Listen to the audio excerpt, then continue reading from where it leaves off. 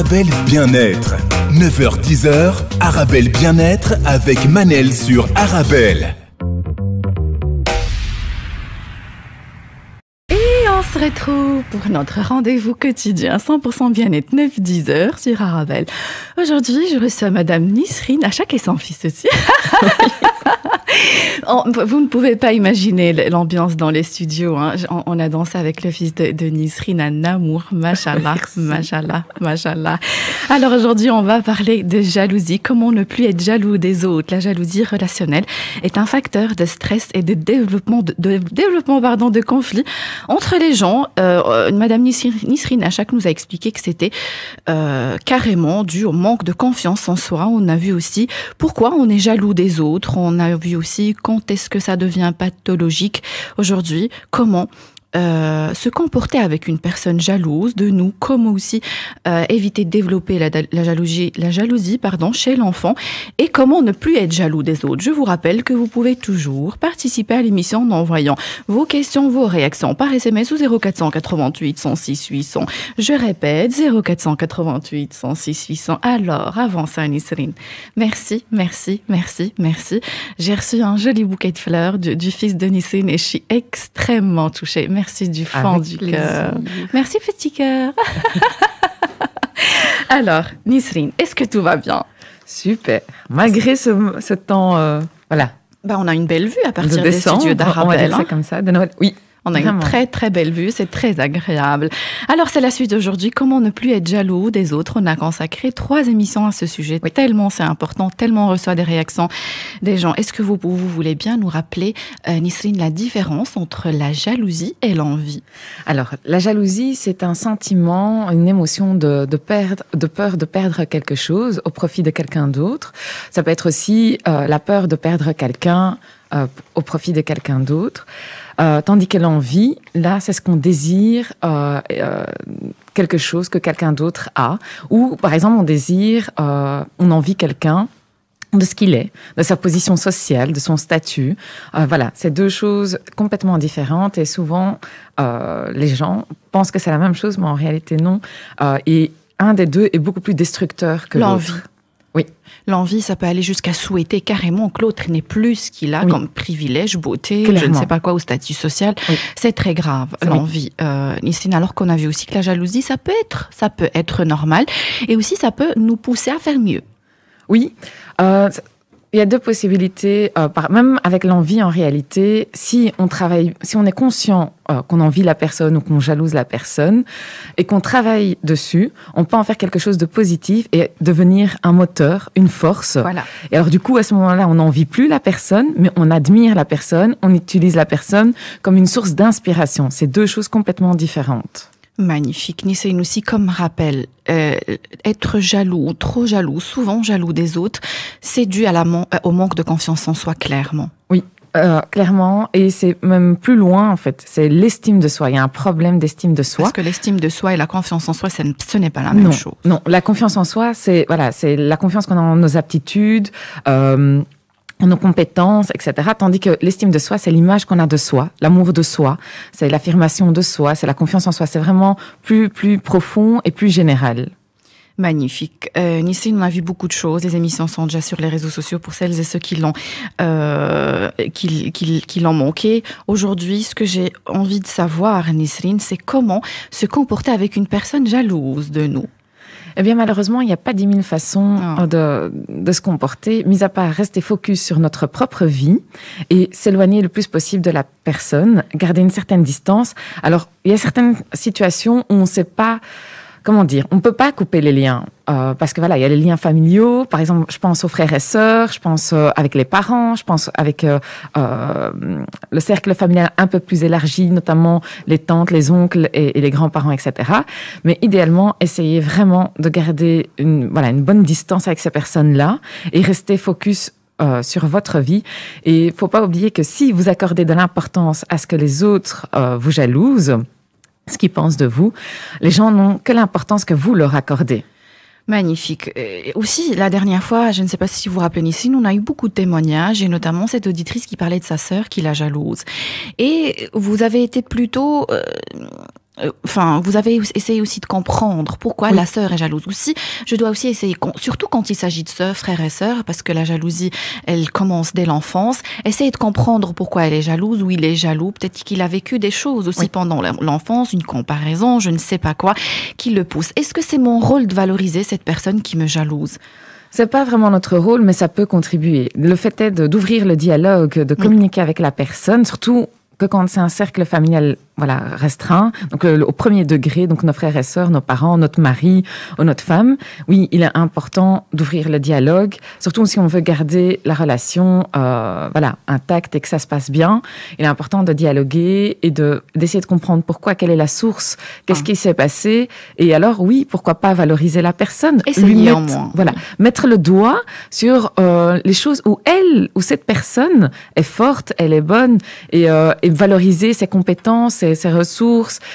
Qui sait, peut-être que ça changera, ça basculera les choses. Pourquoi pas aussi, la question que je me pose, vous me corrigez aussi, Nisrine. Peut-être qu'aussi qu'on peut avoir un comportement qui peut provoquer la jalousie de l'autre. Non? C'est-à-dire que, par exemple, entre, par exemple, frères et sœurs, on peut, par exemple, essayer toujours de se mettre en avant. On a aussi, par exemple, le privilège d'être la petite sœur ou le petit frère et toujours avoir l'attention des parents, toujours vouloir être le premier, toujours... Nous, on a un comportement qui peut aussi provoquer la jalousie de l'autre. Oui, ça peut arriver, clairement, mais généralement, ces personnes-là... le font de manière inconsciente. Manque d'assurance. Mais oui. Et même cet enfant qui essaye à chaque fois d'attirer l'attention, mais lui-même souffre d'un manque d'attention. Ah oui. Je pense que c'est les deux. C'est pas logique ce que je dis, je crois. Non, c'est pas ça. Non, c'est pas ça ou non, c'est pas logique. Parce que c'est différent. Je vous écoute. Non, c'est juste, que même l'enfant, le propre enfant qui aussi attire l'attention de ses parents, c'est qu'aussi, il éprouve un sentiment, de manque d'attention, d'insécurité. Il a besoin aussi d'être rassuré. Donc, si je comprends bien, Nisrine, c'est clair, je ne dois pas chercher à me justifier, ni faire un travail sur moi-même, ou c'est à l'autre personne de régler ses problèmes elle. Et quand c'est quelqu'un de proche, je vais essayer de limiter, on va dire, le contact. Essayer de comprendre aussi, parce que faut dire la vérité, ça nous agace aussi quand on voit quelqu'un trop jaloux, essayer de nous imiter, faire la même chose que nous, c'est agaçant. Oui, et surtout que quand la personne essaye de nous nuire, là, ça devient plus que agaçant. Nuire. Voilà. Nuire, être jaloux, ça, on peut comprendre, mais nuire à l'autre, c'est très grave. Oui. Que quand on passe à un stade où on pose des actions, on pose des actes pour essayer de nuire l'autre personne, moi, j'avoue que j'ai du mal avec ça. Mais je comprends, Nisrine, moi aussi. Je vais juste rappeler nos auditeurs qu'ils peuvent toujours participer à l'émission en envoyant leurs questions, leurs réactions par SMS au 0488 106 800, 0488 106 800. Même témoignage que la fois passée sur Instagram. J'ai Nada qui parle aussi de sa sœur. C'est toujours cette jalousie. C'est rare quand c'est entre frère et sœur. C'est toujours sœur et sœur, Nisrine. Pourquoi? Mais souvent les filles, elles sont beaucoup plus plus amenées à se comparer, exprimer aussi. Et à exprimer. Généralement entre garçons, les garçons généralement ils ne montrent pas vraiment. Ça ne veut pas dire qu'ils ne le ressentent pas cette envie ou cette jalousie. C'est simplement c'est moins visible. Ils arrivent un peu plus à le masquer que nous les filles. Et donc et pareil entre filles, entre un frère et une sœur, pareil. Même si la sœur va le montrer. Le garçon, le frère, ne va peut-être pas le montrer, il va plus le masquer et ça ne veut pas dire qu'il ne ressent pas ce sentiment. Exactement. Aussi, la dernière fois, c'est ce que vous avez dit par rapport à la jalousie dans le couple. Vous avez dit qu'un homme aussi peut être très jaloux, mais ne le montre pas. Oui, il va avoir tendance à masquer ce sentiment. Mais ça ne veut pas dire qu'il n'est pas jaloux. J'ai fait un clin d'œil à Nisrine. Alors, Nisrine, on arrive j'adore cette question, j'adore la poser. Les erreurs à éviter avec les enfants, justement, pour éviter qu'ils soient jaloux des autres. La première erreur à éviter. Déjà, de comparer les enfants entre eux. Et aussi, idéalement, c'est d'essayer d'accorder le même degré d'attention entre tous les enfants, peu importe le nombre d'enfants que vous avez. C'est difficile, Nisrine? Ça peut arriver, surtout s'il y a des enfants qui se suivent. Par exemple, voilà, il y a 1 an d'intervalle entre chaque enfant et qu'ils sont quasi tous en bas âge. C'est assez compliqué, surtout si les parents travaillent aussi tous les deux. Puis voilà, il faut assurer tout ce qui est entretien de la maison, etc. C'est un peu compliqué, mais il n'empêche, il faudrait essayer quand même d'accorder le même degré d'attention, le même degré d'affection, essayer d'avoir un temps de qualité avec chacun d'entre eux et d'ouvrir le dialogue, surtout d'ouvrir le dialogue avec les enfants, que ce soit à table, par exemple, ça serait au moment du repas, de profiter, de dialoguer avec tous les enfants, mais aussi d'avoir des moments en aparté, de prendre chaque enfant et d'avoir, par exemple, d'accorder une petite heure pour chaque enfant. Je dis pas qu'il faut faire ça tous les jours, mais voilà, sur une semaine, essayer de répartir ça quand même le plus homogènement possible entre eux. Magnifique. Là, le problème qui se pose, Nisrine, quand on a un nouveau-né, un bébé qui arrive et que toute l'attention des parents est portée sur le nouveau-né. On s'attend aussi à ce que l'enfant, le grand frère ou la grande sœur, aime du jour au lendemain, comme ça, le petit bébé. Or, l'amour aussi, ça s'apprend. Il faut aussi donner le temps à cet enfant d'aimer son petit frère. Comme vous avez dit, essayer un maximum de lui accorder de l'attention. C'est pas volontaire, je crois, Nisrine, de donner de l'attention au nouveau-né. Non. Et ce qui serait bien, par exemple, c'est, voilà, déjà pendant la grossesse, essayer déjà d'ouvrir le dialogue avec l'enfant, avec l'aîné, ou avec les autres enfants qui sont déjà là, et d'ouvrir le dialogue avec eux, d'en discuter, de les préparer. Peut-être aussi, voilà, leur montrer les échographies aussi. Ça, les enfants, généralement, ils aiment bien parce qu'ils sont assez curieux, c'est nouveau pour eux. Et donc, au moment de la naissance, peut-être de prévoir quand même un petit cadeau, un petit quelque chose. Comme ça, quand l'aîné ou les autres enfants viennent voir la maman à l'hôpital avec le nouveau-né, voilà, comme si c'était l'enfant, comme si c'était le bébé qui venait de naître qui offrait ce petit cadeau ou cette petite attention. Et donc, du coup, voilà, ça rassure aussi l'enfant. Et de surtout, ne jamais arrêter de dire à l'enfant, à l'aîné ou aux autres que vous les aimez, que voilà, ça ne change rien, qu'il y a assez de place dans leur cœur pour tous les aimer. Et alors, généralement, que quand, par exemple, maman s'occupe du nouveau-né, papa pourrait passer un peu plus de temps avec l'aîné ou avec les autres enfants, et vice-versa, que quand papa, par exemple, va prendre le nouveau-né, par exemple, le changer ou essayer de l'endormir, maman, voilà, passe un peu plus de temps avec l'aîné.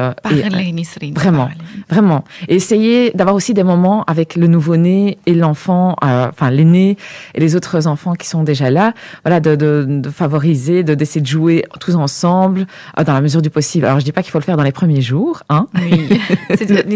Elle a un enfant, donc elle sait de quoi je parle. Moi, je suis dans la théorie. Hein. C'est très facile de parler quand on n'a pas d'enfant. Non, mais en même temps, moi, j'ai pas beaucoup de mérite, hein. J'en ai qu'un seul.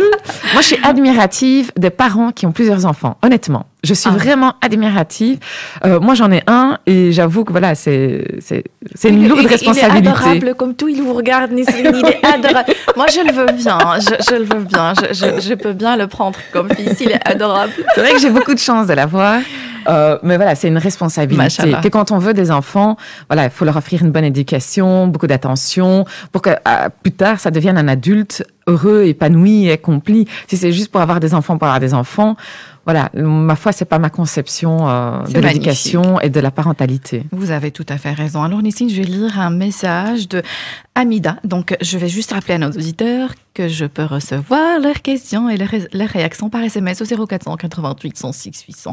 0488 106 800. Donc, Amida, elle dit « Bonjour Manel, merci pour l'émission. » C'est moi qui vous remercie, Amida.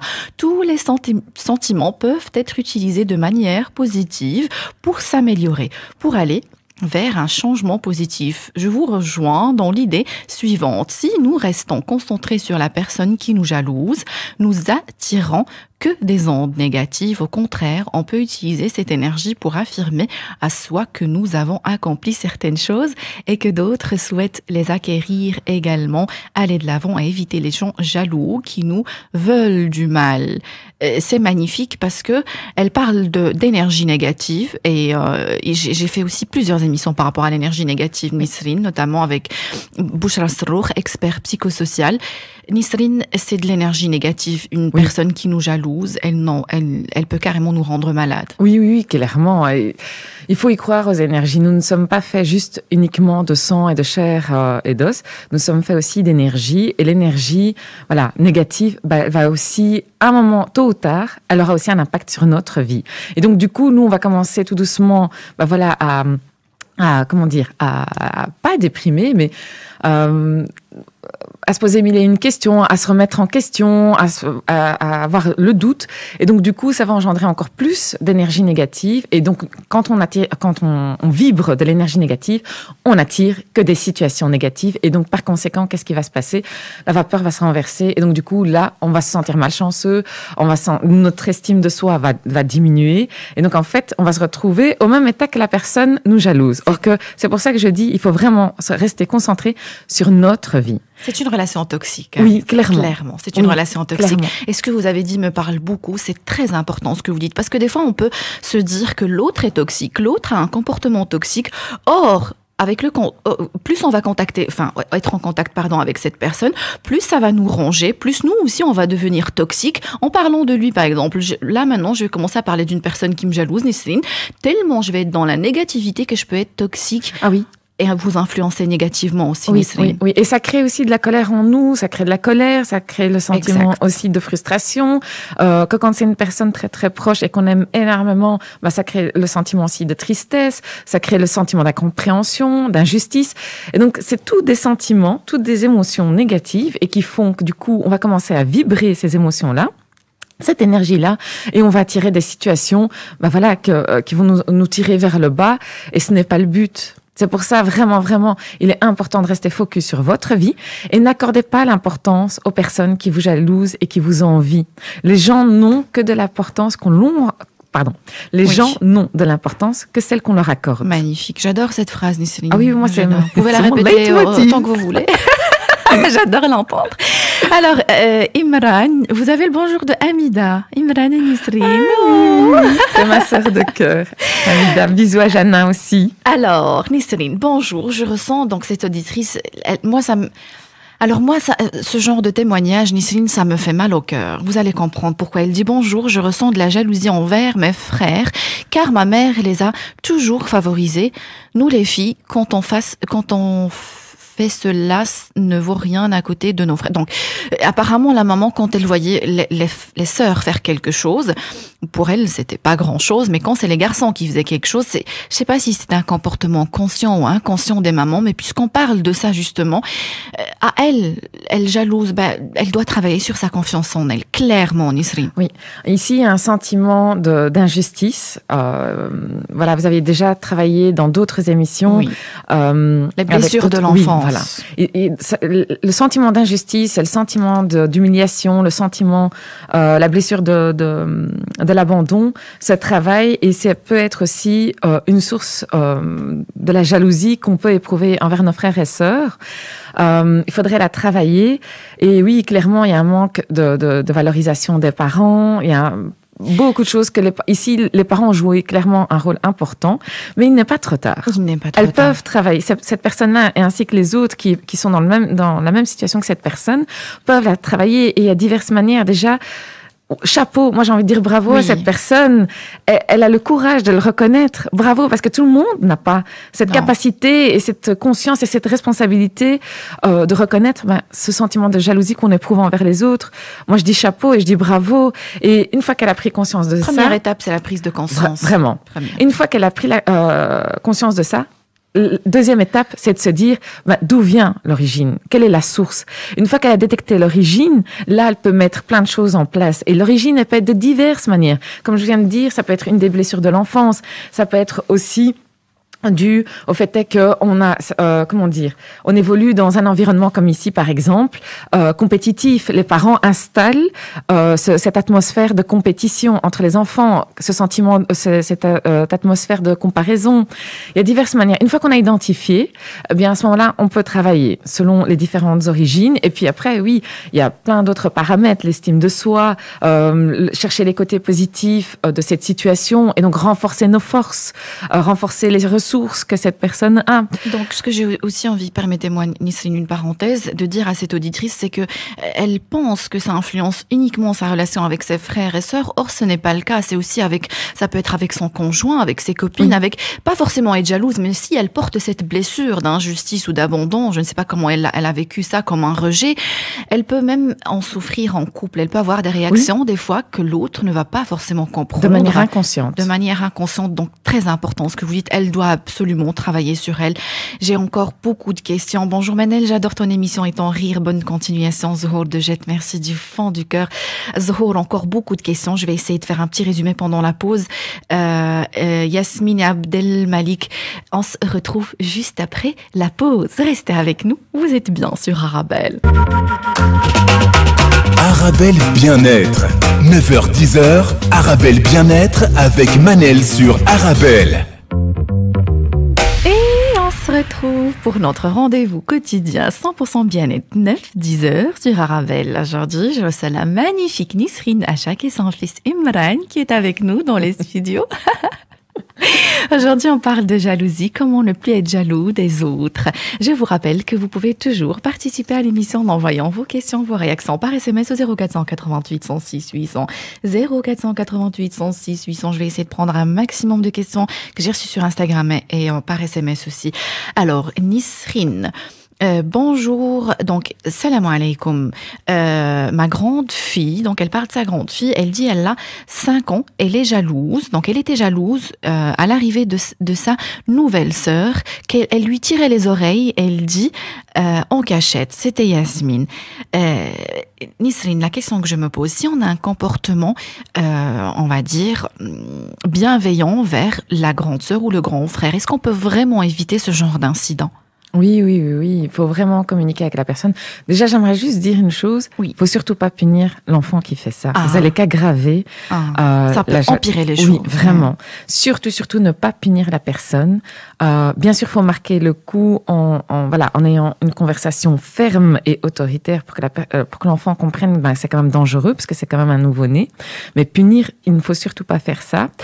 Par contre, après, il faut s'asseoir avec l'enfant et lui expliquer et essayer de créer une relation entre le nouveau-né et le bébé, l'enfant de 5 ans. Alors, le bébé, lui, il ne sait pas malheureusement interagir. Hein. Donc, il va falloir à vous de faire en sorte, par exemple, de la faire participer au banc, exactement, magnifique. Au moment du repas. Et par exemple, que quand c'est la sieste, vous vous couchez tous les 3 ensemble, l'un à côté de l'autre. Essayez que la personne lui fasse des petites. Même faire semblant des fois, même si juste par exemple mélanger le repas ou je ne sais pas lui servir, lui donner à manger, mais faire participer. Oui. Des fois aussi, Nisrine, c'est un peu maladroit. Mais quand on a je parle, c'est comme si j'ai 5 enfants, Nisrine. L'expérience qui parle. Nisrine, des fois aussi, on se comporte soudainement avec le grand frère et la grande sœur. C'est comme si ils ont grandi comme ça du jour au lendemain. Or, ils sont encore petits. C'est pas parce qu'ils ont eu un petit frère, une petite sœur qu'ils ont soudainement grandi. Ils ont toujours besoin d'attention. On n'a pas à trop leur demander aussi. Oui, clairement. Et on n'a pas à leur donner des tâches qui ne sont pas de leur âge. Aussi, parce que ça, j'en vois aussi dans mon entourage. Il ne faut surtout pas faire ça. Et puis, l'enfant qui a 5 ans, ou plus ou moins, il comprend pas ce qui se passe du jour au lendemain. Il devient responsable de certaines choses qu'en temps normal, ce n'est pas de son ressort. Et puis, il voit les autres enfants dans sa classe, c'est pas la même chose. Donc, l'enfant, il se pose 1001 questions. Et surtout, ce qui va se passer, c'est que l'enfant, soit il va avoir le sentiment d'abandon, soit il va ressentir avoir la blessure du rejet. Et donc, du coup, il faut vraiment veiller à ça. Selon sa perception des choses. Vraiment. Effectivement, oui. Et donc, aussi, ces attentes irréalistes, c'est un enfant reste un enfant, oui. C'est magnifique, donc c'est magnifique. Je voulais lire les SMS, mais je les ai perdus soudainement. Donc, je vais essayer de les retrouver. Nisrine,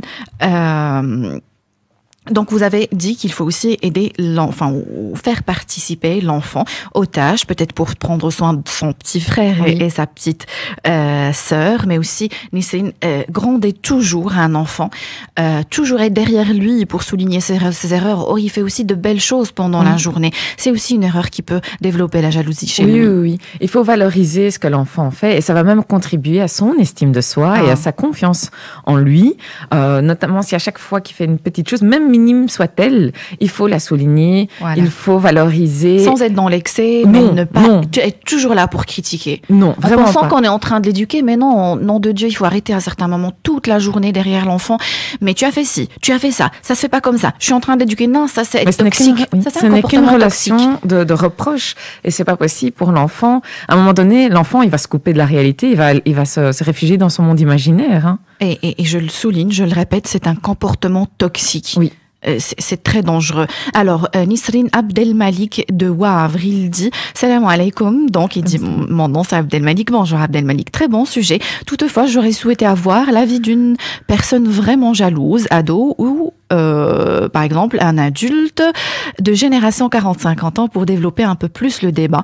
Merci pour la proposition, Abdelmalik. Il a raison. J'aurais pu inviter quelqu'un pour la prochaine fois. Pourquoi pas? S'il y a quelqu'un qui nous écoute, il peut prendre contact avec Arabelle.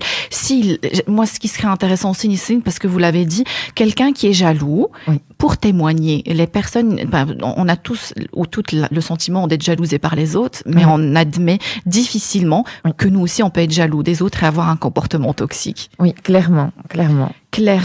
Alors, comment, encore un SMS, comment rester... Donc là, fou, c'était focus pour vous, Nisrina, comment rester focus sur notre vie? Parce qu'elle a écrit fou, alors je comprenais pas. Comment rester focus sur notre vie quand ma mère est responsable? Comment m'éloigner de ma mère? Alors, déjà, il y a deux choses. Elle dit, ma mère est responsable, donc elle lui en veut grave. Je vois beaucoup elle lui en veut vraiment. Et puis, elle dit, comment m'éloigner de ma mère? Est-ce qu'il faut s'éloigner de sa mère, Nisrine? Non, enfin, comment dire? Déjà, il faut que cette personne, malheureusement, voilà, il va falloir accepter la situation parce que la maman, je ne sais pas à quel âge, mais après un certain âge, elle ne changera pas. Elle ne changera pas. Ce genre de sentiment ne changera pas. On peut s'améliorer clairement, mais changer du tout au tout, c'est impossible. Et puis elle est dans la résistance, Nisrine, elle va souffrir, cette auditrice. Mais clairement. Donc moi, à mon sens, ce que je ferais si j'étais à la place de cette personne, c'est déjà j'accepterais la situation et j'essaierais d'en faire le deuil. Le deuil, ce n'est pas seulement que quand on perd quelqu'un, le deuil, c'est aussi faire le deuil, par exemple, d'un divorce, d'une relation aussi. Ici, accepter que la relation ne sera jamais normale. Par contre, j'irai vers la personne, vers sa maman, et je discuterai avec elle, essayer de comprendre. Et si je vois que ça va toujours pas, j'essaierai de mettre la distance, mais tout en gardant quand même un minimum de contact avec cette personne, parce que ça reste quand même la maman.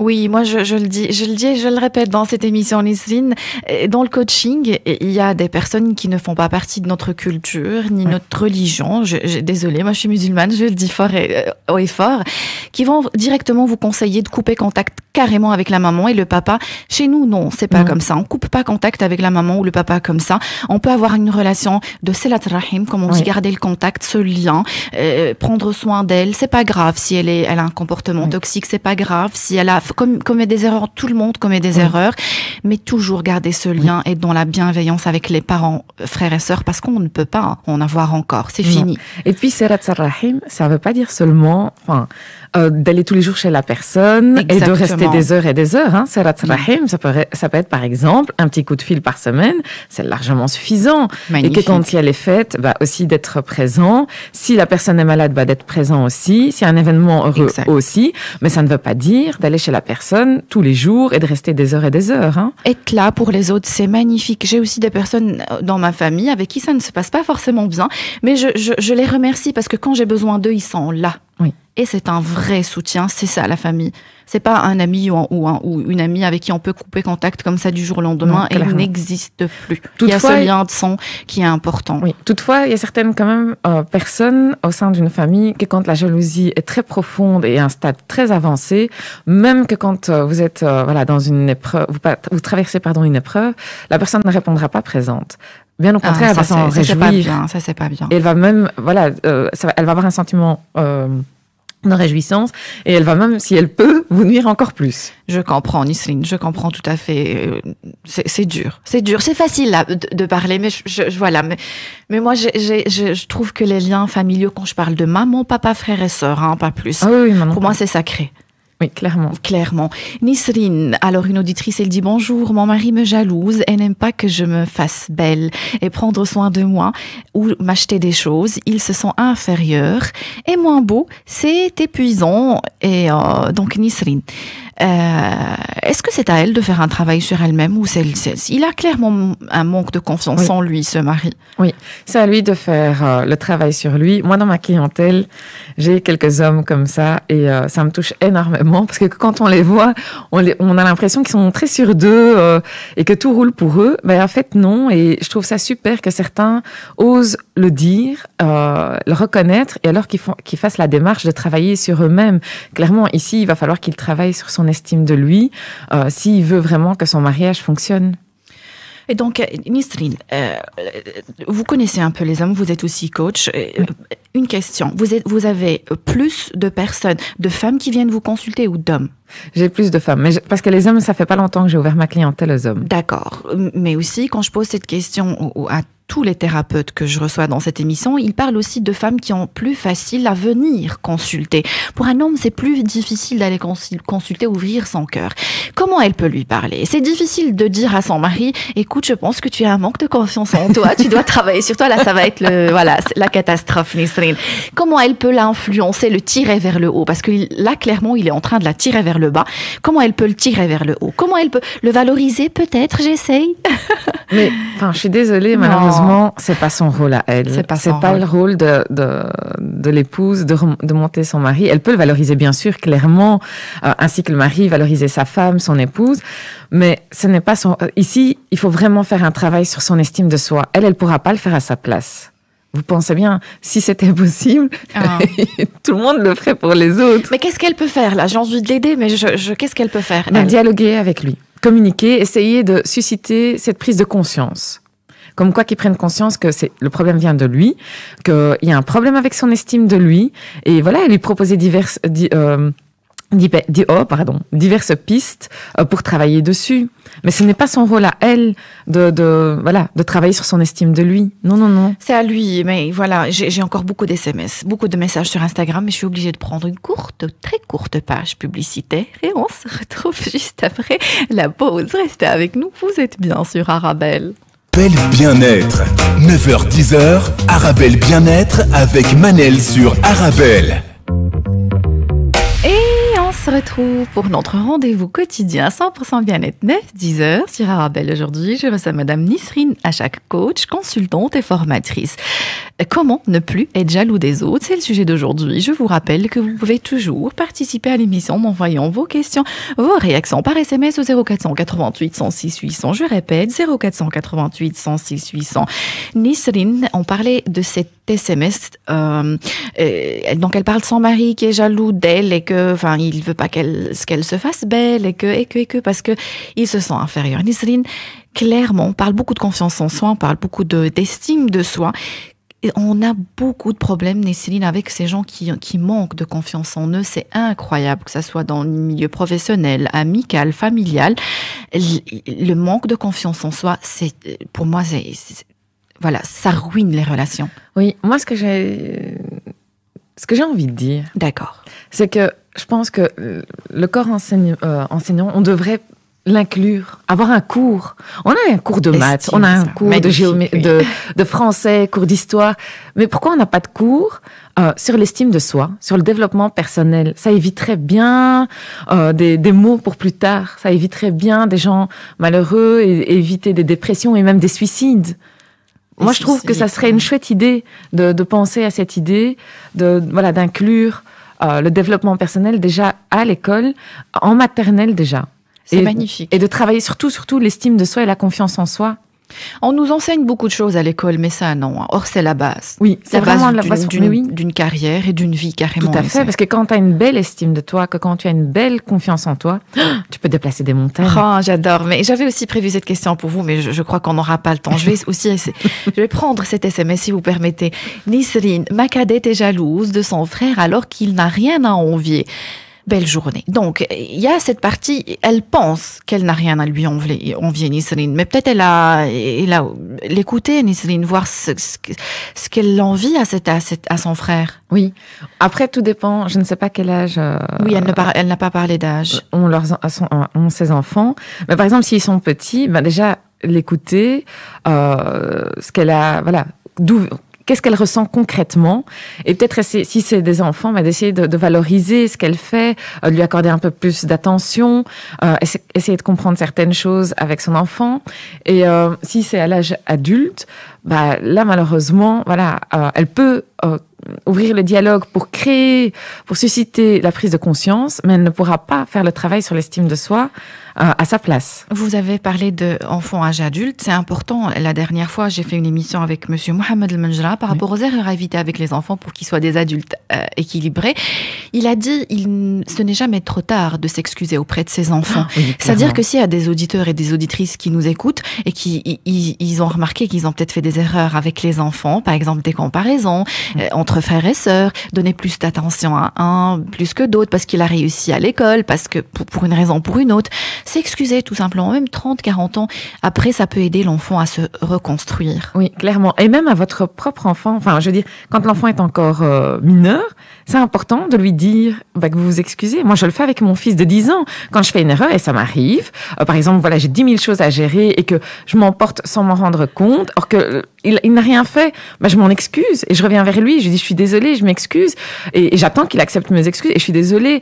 C'est comme ça qu'un enfant apprend à s'excuser aussi. Oui, et il construit son identité, sa personnalité, c'est important et ça lui donne aussi les codes pour plus tard, que quand lui fera des erreurs, de s'excuser aussi auprès des autres. C'est à nous de montrer le bon exemple et il n'y a pas de mal à présenter ses excuses à son enfant. Et clairement, si, comment dire, il n'est jamais trop tard. Par exemple, les enfants ont grandi, vous vous rendez compte à l'âge adulte, oui, vous avez fait certaines erreurs, il est encore temps d'aller vous excuser. Et puis c'est humain de faire des erreurs. Mais oui, on n'est pas parfait. Il y a personne qui est parfait. Mais croire qu'on est parfait, qu'on fait pas des erreurs, ça c'est aussi un signe de manque de confiance en soi. C'est clairement, croire qu'on fait pas des erreurs, pour moi c'est un signe de manque de confiance en soi. Moi je dirais que c'est même pire parce que là, oui. Moi, je dirais que c'est plus que de l'égocentrisme, c'est être un but de sa personne. Enfin, oui, moi aussi, des fois, j'entends quelqu'un souligner mes erreurs ou dire que Manel, tu as mal. Oui, je l'ai fait. Et alors ? Mais on peut pas me demander d'être parfaite. L'être humain est imparfait, donc je suis née pour être imparfaite. Oui. Donc je comprends pas comment on peut me demander d'être un robot ou je ne sais pas quoi. C'est normal. Clairement. Et Nisrine aussi, je ne sais pas si vous l'avez remarqué aussi autour de vous, c'est j'aime mon enfant, je l'aime, je l'adore, je lui dis carrément je t'aime, mais dès qu'il a fait une erreur, ça devient conditionnel. Si tu fais ça, maman va t'aimer. Ou l'amour, donner cet amour conditionnel à l'enfant, ça le détruit, Nisrine. Oui, il faut surtout pas faire ça. Parce que pour lui, alors, il va assimiler ça, il va intégrer ça, et même pour plus tard, dans ses relations, que ce soit amoureuses ou amicales, ou avec même ses enfants, parce qu'il risque de reproduire la même chose avec ses enfants, à chaque fois, il va être dans un amour conditionnel. Or que l'amour parental, c'est un amour inconditionnel. Je t'aime quoi qu'il arrive. Clairement. Je t'aime. T'as fait une erreur, je t'aime quand même, mais voilà. Oui. Voilà. Et même de dire que vous êtes fier de la personne. Moi, quand mon fils fait des bêtises, je l'engueule, mais je lui dis aussi, que je l'aime, que ça ne change rien à mon amour pour lui et que je suis fière de lui. Et juste, il a fait une bêtise et qu'il faut rectifier. Les bêtises, ça fait partie. Et un enfant a besoin de faire des bêtises pour grandir parce que c'est avec les erreurs qu'on apprend. Même nous, les adultes. Magnifique. Donc, je ne sais pas si c'est un homme ou une femme qui a réagi à ce que vous avez dit par rapport aux écoles. Elle dit la confiance en soi n'existe pas dans notre culture, c'est dans notre ADN de se sentir inférieur. Donc, elle a mis sa fille dans une école spécialisée et donc là, il valorise l'estime de soi. Oui, top. Nisrine, c'est culturel chez nous, se sentir inférieur, vous pensez ? Non. Non, moi dans ma clientèle, j'ai un peu de tout, de toutes les cultures, toutes les communautés. Et, par contre, ce que je constate, c'est que j'ai rarement des personnes dans ma clientèle qui ont confiance en eux. ou qui ont une belle estime d'eux. Et c'est incroyable, Nisrine, j'ai remarqué même les personnes qui réalisent des choses incroyables dans leur vie, des personnes très présentables, très charismatiques, mais n'ont pas confiance en eux. Mais c'est souvent eux, en plus. C'est souvent eux. C'est incroyable. C'est souvent eux. Alors que les autres sont vraiment... Mais et c'est fou parce que souvent je leur dis mais arrêtez-vous, je dis, et regardez un peu dans le rétroviseur ce que vous avez fait. Et c'est souvent eux, ils ont accompli plein de belles choses, plein de magnifiques choses et qu'ils ont un certain statut social, etc. Et malgré ça, je les entends avoir un doute. Il y a constamment ce doute qui est là, qui les paralyse parfois, qui les fait douter d'eux. Alors, par moment, oui, clairement, c'est un moteur pour eux. Mais par moment, ça les handicape. Et ils ne profitent pas des belles choses qui leur arrivent. Et ils sont constamment là, à se remettre en question, or qu'ils pourraient vivre l'expérience de manière sereine et récolter les fruits de ce qu'ils ont semé. Eh bien non, ils sont là à se remettre en question constamment, perpétuellement, à avoir le doute et de ne pas avoir confiance en eux. C'est incroyable. Oui. Je l'ai remarqué aussi parce que moi, j'ai le compliment facile. Hein. Donc, autour de moi, j'ai des amis, connaissances, filles et garçons aussi, très beaux physiquement, vraiment, que je trouve magnifiques. Et alors, je leur dis, tu es magnifiquement beau, tu es belle. Alors, ils ne l'acceptent pas. Oui, mais parce que c'est difficile pour eux d'accepter, parce qu'eux-mêmes ne se voient pas comme ça. Moi, c'est ce que je dis des fois à certaines personnes. Je leur dis, si seulement vous pouvez vous voir à travers mes yeux, vous seriez bien étonnés. Parce que, et même, par exemple, j'ai des belles, dans ma clientèle, j'ai des belles filles. Elles sont magnifiques, des vraies petites poupées.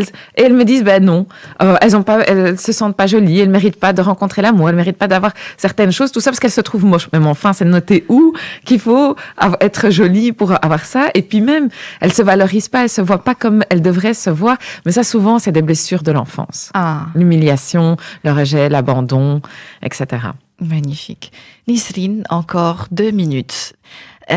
Aussi une erreur, Nisrine, parler de son enfant aux autres. Par exemple, notre enfant est assis à côté, je suis avec ma copine, on papote, on boit un petit verre de thé, je commence à lui raconter les bêtises que mon fils a fait ou ma fille a fait. C'est une grosse erreur aussi. Ça influence vraiment ou ça casse l'estime de soi de l'enfant. Clairement. On peut parler de nos enfants de manière positive pour valoriser ce qu'ils font, mais jamais humilier. Enfin, voilà, jamais. C'est c'est humilier l'enfant. Parler de ses erreurs devant les copines et c'est l'humilier hors c'est monnaie courante. Hein. Voir ou entendre le papa et la maman dire il a fait telle et telle chose, et on en rigole, c'est pas drôle. Non, clairement. C'est vraiment pas chouette pour eux et du coup, surtout si l'enfant il est là à côté et il entend tout, c'est vraiment pas gai. Et surtout s'il y a d'autres enfants qui sont présents lors de ce genre de conversation, les autres enfants peuvent l'utiliser contre lui. Et donc, c'est vraiment pas gai et parfois ça peut même susciter un harcèlement. Donc, faut surtout pas faire ça. Surtout pas faire ça. Non. Nisrine, intervenir aussi dans tout, entre les frères et sœurs, aider l'enfant tout le temps en pensant que bien faire, c'est aussi en quelque sorte casser son estime de lui. Oui. Et le fait est aussi que, par exemple, j'ai des parents, ils disent amen à tout ce que leurs enfants demandent. Mais il faut surtout pas faire ça parce que plus tard, lui, il va croire que tout lui est dû, que dès qu'il désire une chose, il doit l'avoir automatiquement. Or que non. Et donc, comme il va être frustré, comme pour lui, il va constater que, en fait, non, il n'a pas à chaque fois tout ce qu'il désire, tout ce qu'il souhaite, il va se sentir malchanceux, il va se dévaloriser et ça peut même devenir destructeur. C'est un enfant qui va apprendre à être validé par les autres et il aura toujours besoin de cette validation des autres quand il va grandir parce que les parents l'ont trop validé. Donc, le juste milieu, Nisrine, en tout.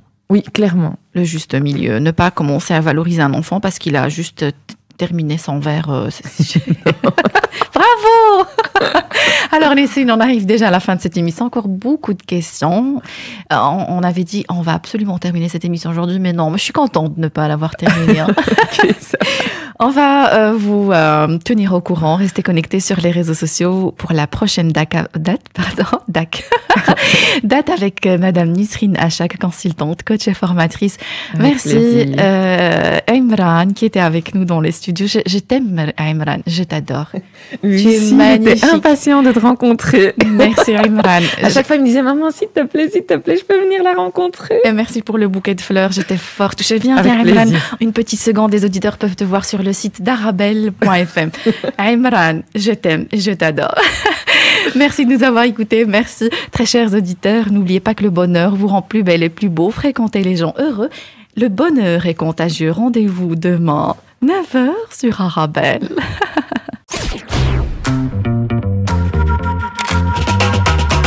Arabelle Bien-être. 9h-10h, Arabelle Bien-être avec Manel sur Arabelle.